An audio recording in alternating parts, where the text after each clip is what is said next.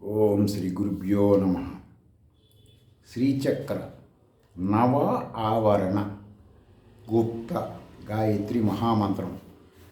ఓం హ్రీం ఓం కయ్యైలాయిం హ్రీం ఐం అనంగాం కుశా ఐ విద్మహే ఐం క్లీం సౌః హసకహల క్లీం హ్రీం క్లీం నిత్యక్లేదిన్యై ధీమహి ఐం ఈం ఔః సకల శ్రీం హ్రీం శ్రీం తన్నో శ్రీదేవి ప్రచోదయ. శ్రీదేవి అంటే ఎవరు? వేదాలు కూర్చున్నామని శ్రీదేవి అంటారు. అర్థమైందండి? బ్రహ్మోపనిషత్ స్వరూపిణి. మీకు ఈ పేరు ఎవడు చెప్పడు, ఈ పేరు మీకు ఎవడు చెప్పడు. ఈ పేరు కనుక రోజు ఈ పేరే నామంగా చేసుకున్నా చాలు, ఫుల్ దిల్ ఖుష్. అర్థమైందండి? ఏ నామం? బ్రహ్మో ఉపనిషత్ స్వరూపిణి. అంత ఇవన్నీ శృతుల్లో ఉంటాయండి. మీరు శృతుల్లోకి వెళ్ళాలి కానీ ఓవర్ గుళ్ళు గోపురాలు తిరగవాకండి. సరే అండి. మరి నిన్న మీరు మనుషులతో మాట్లాడేటప్పుడు దయ్యాలు భూతాలు పట్టిన వాళ్ళు ఎలా ఉంటారో, సైన్స్ పరంగానేమో మానసిక రోగులు, శాస్త్రాల పరంగానేమో అని చెప్పారు కదా. నేను కొంతమంది చెప్పారు, మేము చూసాము సంస్కృతం మాట్లాడేటప్పుడు ప్రవచనకారులు కొన్ని గమనించాము, వాళ్ళందరూ కూడా ఈ నన్ను చెప్పిన భూతాలు పట్టిన వాళ్ళ కనపడ్డారండి. మీరు శాస్త్ర ప్రామాణికం చెప్తున్నారు కదా, మరి ఈరోజు ఏంటండి అంటే దానికోసమే చెబుతున్నా. ఈరోజు అసురభూతము ఆవహించుట చేత, అర్థమైందండి? అసురభూతము ఆవహించిన మనుషులు ఎలా ఉంటారు ఏందనే చెబుతున్నా. ఆవహించుట చేత జన్మించిన దానవో ఉన్మాదంబున. అర్థమైందండి? అసురభూతం ఆవహించింది అనుకున్నాడు, శరీరంలో ఉంది అనుకో, మనకి తెలియదు, పిల్లలకి తెలియదు, పిల్లలకి తెలియదు, కొడుకులకి తెలియదు, తండ్రికి తెలియదు, కూతురికి తెలియదు, వాడికి పట్టినోడికి కూడా తెలియదు అనమాట. వాడు ఎట్టుంటాడు, వాడి లక్షణాలను బట్టి మీరు తెలుసుకోవాలి. డాక్టర్ దగ్గరికి వెళ్ళారనుకోండి, ఈ రోగం ఉందనగానే పరీక్షలు చేస్తాడు కదా, ఆ పరీక్షల్లో మొత్తం బయటపడతాయి కదా. ఈ దయ్యాలు ఈ బోధం పట్టినోడు ఎలా ఉంటాడు అనేది మనం చూడాలన్నమాట. చెమట బాగా స్రవిస్తూ ఉంటుందండి వీడి దగ్గర. అర్థమైందండి? చెమట బాగా వాసన వస్తుందంట. ఇది అసురబోధం పట్టినోడి దగ్గర. ఈ దయ్యము లేక రోగము పట్టిన ప్రాణులు వీళ్ళు ఎలా ప్రవర్తిస్తారంటే దేవతలను, అర్థమైందండి, గురువులను, బ్రాహ్మణులను, ఆధ్యాత్మిక పౌరులను నిందిస్తూ ఉంటారు. అర్థమైందండి? ఇప్పుడు సపోజ్ ఇప్పుడు ఈ సమ్మక్క, సారక్క, సాయిబాబాలు ఇలా పూజలు పునస్కారాలు చేసేవాళ్ళని అక్కడికి వెళ్ళి మన టీవీలో వీళ్ళు చూపించలేదండి, ఆ గోవిందస్వామి గుడికి ఒకడు గందరగోళం చేశాడండి, అది ఇదని ఇట్లా ప్రవర్తిస్తుంటారు. ఎవరో అసుర దయ్యం పట్టినోడు, వాడి దగ్గర వాసన వస్తూ ఉంటుంది, చండాలం వాసన వస్తుంటుంది. దుష్టి వక్రమై చెయ్యనింపక పడుకోడు అడిదొడుతూ ఉంటాడు. అన్నపానాదులు యందు ఆసక్తి అసంతృప్తిగా, అందరూ కూర్చొని ఆనందం తింటూ రారా అన్నం తింటా ఉంటాడు, తిండు మీరు తిన నేను తర్వాత తింటా అంటాడు. తర్వాత బయట నుంచి పకోడీలు, ఉల్లిపాయలు, పచ్చిమిరపకాయ బజ్జీలు, చికెన్లు, మటన్లు తెచ్చుకొని తింటూ ఉంటాడు. ఎవరు? దయ్యం పట్టినాడు. అంటే నేను అలంకారం కోసం కొన్ని చెప్తున్నా. ఈ శాస్త్రం శార్గధన్వర సంహితంలో ఇంత వివరంగా ఉండదు, మీకు అర్థం అవ్వాలని చెప్తున్నాను. సరే, చిరాకుగా ఉంటాడు వాడు బ్రాహ్మణమని, శూద్రుడమని, ఏ కులముడైనా సరే ఈ లక్షణాలు ఉన్నాయని చెప్తున్నాను. చిరాకుగా ఉంటాడు, పిల్లల్ని ఇసుక్కుంటుంటాడు, పిల్లల్ని ఇసుక్కుంటాడు, తండ్రిని ఇసుక్కుంటాడు, అందరిని ఇసుక్కుంటూ ఉంటాడు.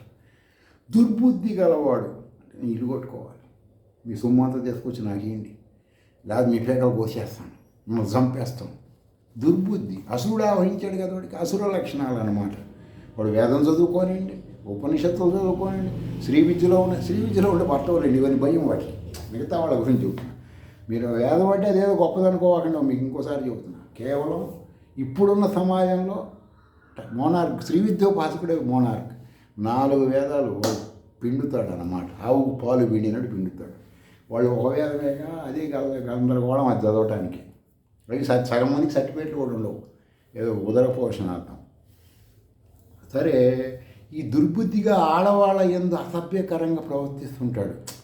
అంటే రోడ్డు మీద వెళ్ళే వాళ్ళంతతో కాదండి, వాడి మనసులో దుర్బుద్ధి, అర్థమైందా, ప్రవర్తిస్తూ. ఏ మతములోనైనా ఏ ఆధ్యాత్మిక వేషం వేసినా ఈ లక్షణాలు గుర్తిస్తే మీరెవరైనా నాకు మెయిల్లో పెట్టండి, ఫ్రీగా మెడిసిన్ ఇస్తా. అతను మా గురువు గారి దగ్గర నేర్చుకున్నటువంటి ఆ సారం ఉంది నా దగ్గర. ఫ్రీగా ఇస్తా. ఈ లక్షణాలు ఉన్నాడు ఇంటి, కానీ మీకు కనపడితే ఏ పొలమోడైనా మెయిల్లో గురువుగారు మాకు మెడిసిన్ పలానా తోట పంపించి అది మనిషిని తీసుకొస్తా అంటే ఫ్రీగానే ఇస్తాం. మెడిసిన్ మాత్రం గుర్తుపెట్టుకోండి. సరే, అది అయిపోయింది సబ్జెక్టు ఇంతటితో. సరే మరి సరేనండి, మరి మీరు చెప్పారు కదా ఆధ్యాత్మిక వృత్తిలో ఉండి బ్రాహ్మలతో మరి మేము నిన్న మీరు చెప్పారు ఉదయం పూట ఆవిడ పాపాలు రాత్రిపూట చేసిన పాపాలు పోవడానికి పొద్దున కూడా మంత్రం చదువుతారు సంధ్యావనంలో. అది చదివిన వాళ్ళ చేత మీరు అన్నీ చేయించుకోవచ్చు, చదవని వాళ్ళ చేత చేయించుకోకూడదని చెప్పారు కదా. వాళ్ళు 3 పూటలు చేస్తారని మీరు చెప్పారు కదా. మరి మధ్యాహ్నం పూట వాళ్ళు ఏం మంత్రం చేస్తారు? మరి మేము మధ్యాహ్నం పూట సపోజ్ సాయంత్రం పూట ఏమో వ్రతాలు పూజలు లేదా దీపారాధన ఏదో ఉంటాయి కదా, చేసుకోవాలని వాళ్ళని పిలిపించాలనుకోండి, అప్పుడు మాకు ఎట్లా తెలుస్తుందండి? మధ్యాహ్నం మీరు మాకు అది కూడా చెప్పండి అని కొంతమంది అడుగుతున్నారు. అందుకని అది కూడా చెబుతున్నా. ఈ మంత్రం చేస్తే వాడి చేత మీరు ఏదేం చేయించుకోవచ్చు, గుర్తుపెట్టుకోండి. లేదా చేయించుకోకూడదు. మీరు ఈ మంత్రం మీరు తెలుసుకోండి, రాసి పెట్టుకుని వాడు రాగానే అడగండి, ఈ మంత్రం మీరు అడగండి, ఈ మంత్రం ఏందని. ఇప్పుడు ఫలానా మంత్రం అండి సంధ్యావనం కూర్చోబెట్టి అన్ని పూజలు చేయించుకో, డబ్బులు లేదనుకో మేము తర్వాత చేయించుకుంటాంలే అని ఏ అనాథాశ్రమంలో ఎన్ని పుణ్యమానం వస్తుంది కదా, పాపం చేయకూడదు కాబట్టి చెబుతున్నా. సరేనండి, మరి చెప్పండి. మరి మీరు చెప్పింది మీరు నమ్మకం ఎట్లా నమ్మాలంటే చూసుకోండి, పోయి నేను చెప్పిన శృతుల్లో చూసుకోండి. ఏమని ఉంటుందండి శృతుల్లో అంటే, మధ్యాహ్నం వీళ్ళు అన్నం తినడానికి వస్తారు కదా, ఎవరు వైదిక వృత్తిలో ఉన్నవాళ్ళు అందరూ. ఆ తినడానికి ముందు ఏం చెప్పాలంటే ఆపహ పునస్తు. కొంతమంది పునంతు అంటారు, కొంతమంది పునస్తు అంటారు. గుర్తుపెట్టుకోండి, వాళ్ళ ఆచార పరంపరలో డిఫరెన్స్ ఉంటుంది. అర్థమైందా? ఆ శబ్దార్థాలు అక్కడ మారుతాయి. ఫృదివీ పూత పునాత్ మాం పునస్తు బ్రహ్మణస్పతి బ్రహ్మ పూత పూనాత్ మాం యదిచ్చిష్ట మభోజ్యం మద్వా దుశ్చరితం మమ సర్వం పునస్తు మాపో సతాంచ ప్రతిగృహక్ స్వహ. కొన్ని వేదాలలో ఋగ్వేదం, యజుర్వేదం, సామవేదం, అథర్వవేదాలు ఉంటాయి కదా, చిన్న చిన్న మార్పులు చేర్పులు ఉంటాయి. టోటల్గా క్లుప్తం ఒకటి. అంటే ఒకడు అన్నంలో ముందు కూర కలుపుకుంటాడు, ఒకడు పచ్చడి కలుపుకుంటాడు, ఒకడు పప్పు కలుపుకుంటాడు. ఏదైనా సరే కలుపుకోక తప్పదు, కానీ ఆ చిన్న చిన్న డిఫరెన్స్లు ఉంటాయి. సరేలేండి, మీరు చెప్పింది బాగానే ఉంది. మరి దీని అర్థమైందండి. మేము మంత్రం అంటే మీరు చెప్పింది కప్పుకొని రాసి పెట్టుకుంటాం, చిన్నంగా ఫీడ్ చేసుకుంటాం. మరి దీని అర్థమైంది. మేము వాడు వస్తే అట్టా అడగాలి. మేము గుడికి వెళ్ళాం, ఆ బ్రాహ్మణుడు ఉంటాడు గుళ్ళో. అబ్బాయి ఈ మంత్రం ఏంది అన్నాం అనుకో, వాడు చెప్పాడు అనుకోండి, అర్థం కూడా చెప్పాడు అనుకో, మేము దండం పెడతాం. పెట్టలేదంటే అప్పుడు ఏం చేయాలి? కానుక లేకుండా వెనక్కరండి. అర్థమైందా? వాడు సంధ్యావనం చేయట్లేదు కదా, అలాంటి వాడిని ఆ దేవత అంగీకరించదని చెప్తుంది కదా స్మృతి. అర్థమైందండి మీకు? సరే చెప్పండి. మరి మీరు చెప్పింది మేము చూసుకుంటామండి, మీరు నిజమో కాదో చూసుకోండి. సంధ్యావందన భాష్యంలో ఉంటాయి, నేను చెప్పింది చూసుకోండి పోయి. సరే, మంత్రానికి అర్థమైందండి. జలములు అర్థమైంది. జలము అంటలే నేను, జలములు శృతి ప్రామాణిక లాంగ్వేజ్ ఇది. జలములు నేను చేసిన పాపములు నశింపచేసి, నేను సంచరించిన స్థలములలో ఉన్న పాపములు నాశనముగాక. సంధ్యావందనం చేయుటకు ఈ భూమి పరమ పవిత్రమైనది. మంత్రంలో ఇవి ఉంటాయి. మీకు నేనేం చెబుతున్నాను? భారతదేశం ఏమన్నాను? కర్మభూమి. ఇక్కడ మంత్రంలో ఏం చెప్పాడు వీడు? ఈ భూమి పరమ పవిత్రమైనది. అర్థమైందా? అలాంటి నేలలో పుట్టారు మీరు. గుర్తుపెట్టుకోవాల్సిన విషయం ఏంటంటే, మీరు పుట్టిన భారతదేశం. మీరు ఏదేదో ఊహించుకోవద్దు ఈ నేల గురించి. ఈ నేల బొక్కబార్లో పడుకుని దండం పెట్టినా ఈ నేలకు తృప్తి లేదు. పోపు అంతటి వాడు భారతదేశం వచ్చి, ఎవరో పోపు, ప్రతి క్రిస్టియన్కి పిత. అర్థమైందా? భారతదేశం వచ్చి బొక్కబోల పడుకొని నేలను ముద్దు పెట్టుకొని ఈ నేల కర్మభూమి అన్నాడండి. మీకు వీడియోలు ఉంటాయి, నెట్లో ఉంటాయి, చూసుకోండి పోయి. అలాంటి నేలలో పుట్టి అంత పరంపర ఆధ్యాత్మికం ఆచరిస్తున్నారు మీరు. పోపుకి ఉన్న జ్ఞానం కూడా భారతీయుల్లో కొంతమందికి లేదు. ఆ మహానుభావుడు జ్ఞానవంతుడు కదా. ఈ నేలను దండం పెట్టుకున్న సృష్టిని పెట్టుకున్నట్టేనండి. బ్రహ్మోపనిషత్తు పరబ్రహ్మ స్వరూపిని పెట్టుకున్నట్టే. అది సబ్జెక్ట్. సరే, అది పక్కన పెట్టండి. జలములు వేదపాలకుడి మాటను ఆచరించును. అర్థమైందండి? జలాలు వేదం చెప్పిన పరమాత్మ ఆజ్ఞ పాటిస్తాయి. అర్థమైందా? కొంతమంది ఋషులు ఏం చేస్తున్నారు? అగ్నిని ఉత్సపోపిస్తున్నారా లేదా? వాయువును ఉత్సపోయిస్తున్నారా లేదా? ఈ జలాలని కూడా అంటే వీళ్ళు నువ్వు ఎప్పుడైతే ఋషిలోకి వెళ్ళావనుకో పంచభూతాలు గడగడగడగడ ఆడిపోతాయండి. వాడిని చూస్తే వాళ్ళు ఏదేం చేయగలుగుతారో. శ్రీ విద్య పూర్ణదీక్ష తీసుకుంటే కానీ మీకు తెలియదు ఇవన్నీ. సరే అండి, ఈసారి బ్రాహ్మణ సంగతి చెప్పండి, మంత్రం సంగతి మిగతా శ్రీ విద్య మేము చూసుకుంటాం. వల్ల నెట్లోకి వెళ్ళి మాకు తెలుసులే అవన్నీ. మేము ఫోన్ ఉంది కదా, మేము చూసుకుంటాం, మీరు ఎందుకు టైం వేస్ట్ చేసుకుంటారు అంటున్నారు కదా కొంతమంది, అందుకని చెబుతున్నాం. పరమ పవిత్రమైన వేద ఆచార్యుడి ద్వారా నేను విన్న ఈ మహామంత్రము, మధ్యాహ్నం సంధ్యావందన మహామంత్రం చెప్పేవాడు యొక్క భావన నేను కాదు. ఆ మంత్రం చెప్పేవాడు ఇలా చెబుతున్నాడు ఆ దేవతకి. ఈ మంత్ర దేవత శృతి ప్రామాణికమైన ఈ బ్రహ్మోపనిషత్తు పరబ్రహ్మ స్వరూపుని దేవత నన్ను పాప విముక్తుడి చేయును, నన్ను పరిశుద్ధుణ్ణి చేయును. నేను ఇతరులు భుజించిన ఎంగిలి చేసిన పదార్థములు భుజించాను. అదేంటంటే మీరు ఇట్లా అన్నారంటే దాని అర్థం ఏంటంటే, పొద్దున్నే ఇడ్లీలు అట్లు పూరీలు గారెలు తింటారు కదా, గుళ్ళల ప్రసాదాలు, ఈగలు ఉచ్చపోసి ఏరిగి. మానవ శరీరం పరమ పవిత్రం, దొరకదు, దుర్లభం, పరమాత్మ నివాస స్థలం. కాబట్టి దీంట్లోకి ఎంగిలి పెంట పేడ తిన్నాడు కదా వాడు చెబుతున్నాడు మధ్యాహ్నం నీళ్ళు వీళ్ళందరూ చేసుకోవచ్చు. ఇది నేను మీ బ్రాహ్మణులు ఒక్కళ్ళే కాదు, మీరు చేసుకోవచ్చు. చెయ్యమనేసి వేదాలు చెప్తున్నాయి, మీరు చేయట్లేదు, నేనేం చేసేది. సరే, ఆ మంత్రం చదివాడు అనుకో, వాడి మనసు ఏం చెప్తుంది? మనో ఆత్మ పెంట ప్రసాదాలు అక్కడిక్కడ.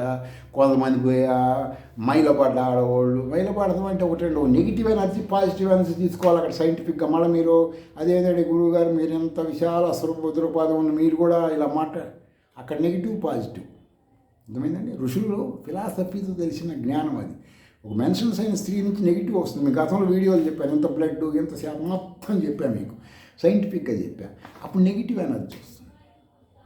ఆ నెగిటివ్ ఎనర్జీ ఇప్పుడు పూర్వకాలంలో ట్రావెలింగ్ లేని కాలంలో చచ్చిపోయిన వాళ్ళు గుళ్ళకి గోపురాలకు పోవద్దండి మీ దూరం ఎందుకు చెప్పేవాళ్ళు అనుకుంటున్నారు? సచ్చినుడి క్రీములు వీడి మీద ఉంటాయి. గుళ్ళో పోతే 100 మంది అంటిస్తాడు, అందరు చేస్తారు. అందుకని వీళ్ళు ఎంటరు కదా మనుషులు. ముక్కు వీళ్ళు మాంబోతులు ముక్కుకు తాడేసినట్టు పశు ప్లస్ పతి. మీరు వెంటనే శివుడిని ఊహించి శివుడు అంటే ఏంటి? పశువులకు తాడేసేవాడిని పశుపతి అంటారు. ఆవుల్ని మేపేవాడు కూడా పశుపతి అనొచ్చు, తప్పు లేదు. ఈ సంధ్యావం చేసే బ్రాహ్మడు ఈ విధంగా చెప్పాలి. సాయంత్రం కూడా మీడియాలో కార్యక్రమాలు చేసినప్పుడు మధ్యాహ్నం మీకు చేస్తే అర్హుడు లేదా కాదు అని శృతి చెబుతుంది. ఏమని? ఇంగిల్ చేసిన పదార్థాలను భుజించాను, నాలో ఉన్న దేవతలు దేవతలకు అపచారం చేశాను, ఈ జలము వారిని కూడా. మీ శరీరంలో 33 కోట్ల దేవతలు చెప్పి దేవతలందరినీ పెంట చేసేసాడు బయట తిని. అర్థమైందంటే ఇప్పుడు నీడు తాగుతూ చెబుతున్నాడు ఈ మంత్రం శృతి ప్రామాణికంగా.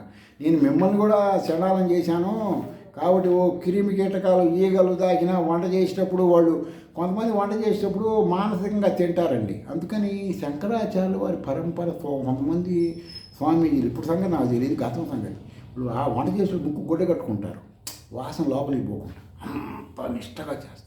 ఆ శరీరంలోకి ఆహారం పంపించి ఓం ప్రాణాయ స్వాహ, వ్యానాయ స్వాహ, అపనాయ స్వాహ, సమానాయ స్వాహ, ఉన్నాయ. ప్రాణం లోపల వాయుదేవుడికి ఇస్తారు, ప్రాణదేవతకి ఇస్తారు, జలదేవతకి ఇస్తారు, తర్పణ 8 చెయ్యాలి. ఓవరకు వెళ్ళి 2 ఇడ్లీ సాంబార్ తింటే కుదరదు కదా, చండాలంగా ఉంటుంది కదా. అవన్నీ ఆలోచించండి. ఈ బ్రాహ్మడు ఇవన్నీ చేయాలి. ఎవరు? వైదిక వృత్తిలో కూడా కంపల్సరీ. మిగతా వాళ్ళు అంటే అనవసర విషయాలు మిగతా మా వాళ్ళు చెప్పుకుంటారు మేము పలానుకోవాలని, శృతులు అంగీకరించవు కదా. ఇప్పుడు పెళ్ళిళ్ళు చేసుకోవడానికి వాటికి అవసరాలు కాబట్టి కులం చెప్పుకుంటున్నారండి. బ్రాహ్మణుడు అంటే ఏంటి? పరబ్రహ్మ.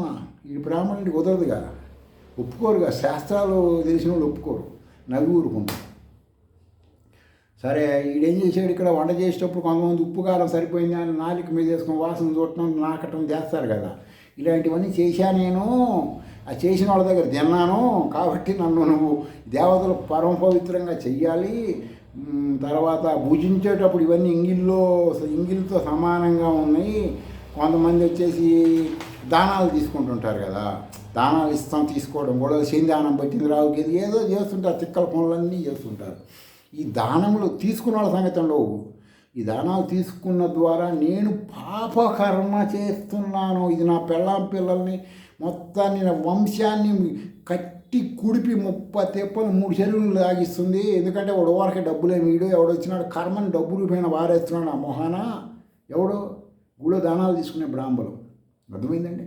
కాబట్టి ఈ పాపాలన్నీ చేశాను నేను, ఈ పాపాలన్నీ ఈ జలములు నన్ను పవిత్రుని చేయుగాక అని నీళ్లు తీసుకుంటే అప్పుడు చేసినవి రిమూవ్ అవుతాయని ఈ మంత్రం చెబుతుంది. అంటే ఇంకా చాలా కల్పం ఉంది. ఈ మంత్రం ఒక్కదానికి అర్థం చెబుతున్నాం, మొత్తం చెప్పట్లేదు. కొంతమంది అడుగుతున్నారు, ఏమంటే సంధ్యావందనం ఎందుకు చేయాలండి చేయకపోతే ఏంటంటే ఇది ప్రాబ్లమ్స్ వస్తాయని చెబుతున్నాను. మీరు ఎవరికైనా చేసినా వాళ్ళు బాగుపడాలి, మీరు బాగుపడాలి, మీ కుటుంబాలు చల్లగుండాలంటే చెయ్యాలి.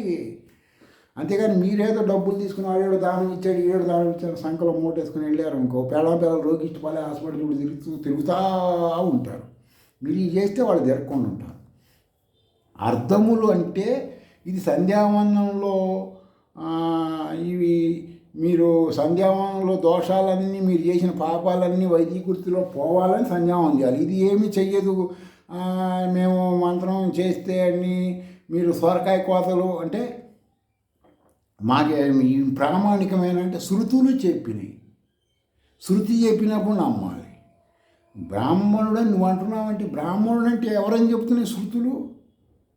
శృతి చెప్పింది వినాలిగా, సంధ్యావందనం చేయాలిగా. ఆలోచించండి. ఆలోచించి ఇప్పుడు మీకు దయ్యాలు పోతాలు పట్టిన వాళ్ళ సంగతులు చెప్పా. మీరు కొంతమంది నాకు సంధ్యావందనం ఏమంటే మరి ఎట్లాంటి మేము వాళ్ళకి దానం ఇస్తున్నాం కదా, వాళ్ళు మరి ఇవ్వచ్చు ఇవ్వకూడదు అంటే చేసేవాళ్ళకి ఇవ్వాలి కదా. శృతులు చెప్పినాయి కదా, ఋషులు చెప్పారు కదా ఇవ్వాల్సిందే. ఈ చేసింది ఎట తెలుసుంది మంత్రాలు చెప్పాను మీకు నేను. ఇది ఉదయం మధ్యాహ్నం, మరి సాయంత్రం మంత్రం ఉంటుంది. మధ్యాహ్నం పూట కొంతమంది శుభ్రంగా దీన్ని పడుకొని కాస్త ఏదో చేస్తుంటారు కదా, నేటి దేశమాన కాలమాన పరిస్థితులు అంటే కొన్ని చేస్తుంటారు కదా, అది చెప్పుకోవడానికి సిగ్గుగా ఉంటాయి. ఆ పనులు చేసిన వాళ్ళు ఉంటారు. దానికి సంబంధించిన మంత్రం ఉంటుంది, అదే రేపు చెబుతా. 3 మంత్రాలు 3 పూటలు చేయాల్సిందే అండి. కాబట్టి మీరందరూ గుళ్ళు గోపురాలు తిరిగేవాళ్ళైనా, స్వామీజీ దగ్గరికి వెళ్ళేవాళ్ళైనా డబ్బులు సమయం వేస్ట్ చేసుకుంటున్నారు. ఒక్కసారి శృతులు ఉపనిషత్తులు వెళ్ళండి, అవి ఒప్పుకున్నవి మాత్రమే చెయ్యండి. ఎట్లా అంటే మరి మేము అవన్నీ వినాలి చేయాలంటే కొంచెం టైం తప్పదు. మీ వంశాలు బాగుపడతాయి. మీతోనే ఈ పీడ ఎరగడి చేసుకోండి.